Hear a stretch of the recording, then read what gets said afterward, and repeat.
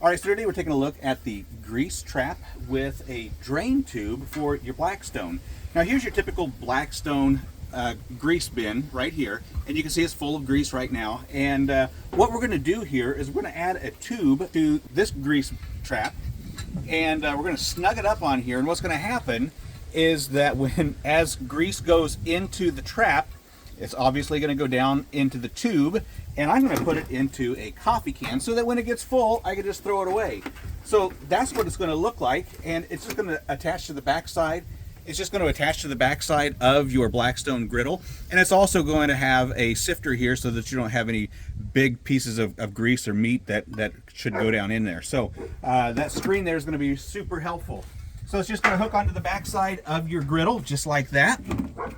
So that's what it's going to look like. Okay, so we're going to get some bacon on here, and we're going to get a lot of grease piled up and show you how well this works.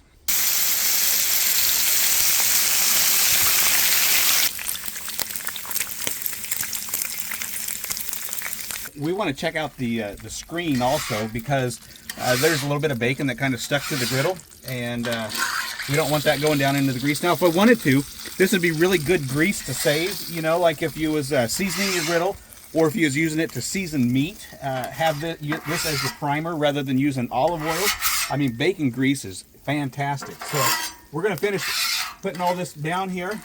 So the screen on the grease bin, it's really nice to have that there, but the only problem I see is that if you've got a lot of bigger chunks that are going to stop by the screen, well, then it's not going to allow your grease to trickle down in. It's going to be a pretty slow go at that, and you're going to have to wait. So, I mean, the screen is nice. I don't know if it's necessary, but it's good to have it there. So if you got a lot of grease, or if you're using your griddle quite a little bit, and you're filling up your original grease tray, like I was, if you're filling this up often, it might be a wise investment to go ahead and buy the grease trap with the drain tube.